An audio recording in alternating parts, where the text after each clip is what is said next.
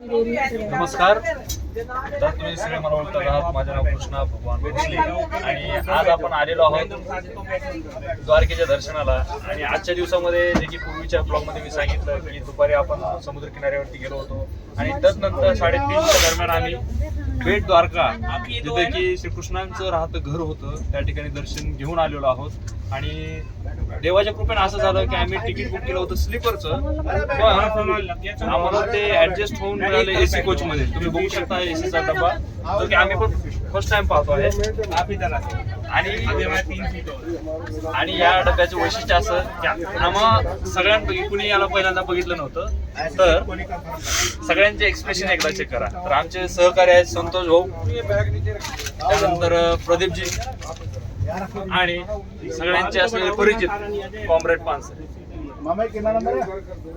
तर संतोष भाऊ जे आहे अध्यात्मात खूप आवड ठेवतात, आध्यात्मिक पर्सन आहेत.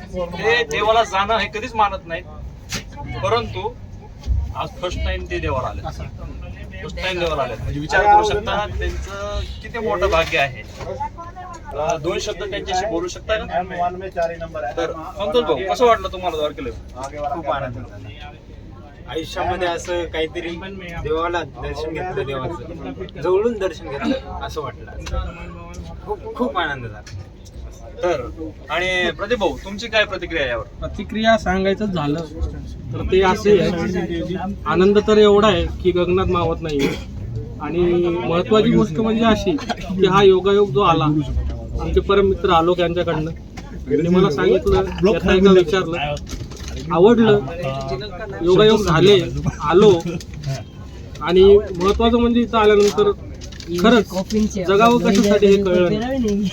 आणि महत्वाचं अजून एक गोष्ट घडली आयुष्यात जी की कधीच वाटलं नव्हतं की प्रभू गोविंदाची आरतीही करायला मिळेल आम्हाला. आणि ते योगायोग झाला आणि दर्शन तर उत्कृष्ट होतं. त्या सगळ्या गोष्टी घडल्या ज्या की अपेक्षित नव्हत्या, त्यामुळे आनंद खूप आहे. धन्यवाद. तर आपण ऐकलेत प्रदीपची जे आपण ऐकलेल्या प्रतिक्रिया. आणि तदनंतर आपण जाऊयात कॉम्रेड पानसरेंकडे. तर पानसरे सर, तुमचे काय प्रतिक्रिया यावर? नमस्कार, मी कॉम्रेड पानसरे. तर आता आम्ही निघालो आहोत बेट द्वारकेचं दर्शन घेऊन. आणि आता मला शब्द होत नाहीत मी नक्की काय बोलावं. तरीही मी तुमच्यासोबत 2 शब्द बोलायचे प्रयत्न करतो.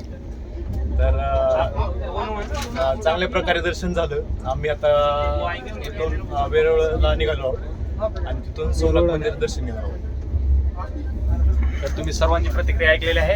आणि आमचे सर्वात खास मित्र, आमचे बंधुश्री श्रीमान आलोकजी भागवत यांच्या देखील प्रतिक्रिया आपण जाणून घेऊयात. तर आलोक भागवत, तुमचं काय मत आहे यावर, जे की कॅमेरा पर्सन देखील आहेत? नमस्कार मित्रांनो. अशा प्रकारचा हा उत्कृष्ट अनुभव, उत्कृष्ट दृश्य, विहंगमय दृश्य असणारे हे बेट द्वारकाधीशाचं दर्शन आणि भरपूर काही गोष्टी आज आम्ही खूप साऱ्या अनुभवल्या आहेत. यापुढेही आम्ही अशाच गोष्टी अनुभवू, विविध ठिकाणी भेट देऊ. प्रभूंचे दर्शन घ्यायला आम्ही सदैव तत्पर असतात. तर या गोष्टीवर मी आजचा हा व्हिडिओ बंद करतो. पुन्हा एकदा बंधुश्रींकडे वळवतो. तर तुम्ही आजची पूर्ण यात्रा बघितलेलीच आहे. तर उद्या आम्ही जाणार आहोत सोरडी सोमनाथ, म्हणजे 12 ज्योतिर्लिंगापैकी सर्वात पहिले ज्योतिर्लिंग सोरडी सोमनाथ यांचे दर्शन घ्यायला. तर तुम्ही हे चॅनल बघत राहा आणि सतत अपडेट राहत राहा. आम्ही तुम्हाला उद्याच्याला सोमवारी सोरडी सोमनाथ यांचे दर्शन करून देणार आहोत. धन्यवाद. पार्वती पतये शिव हर हर महादेव.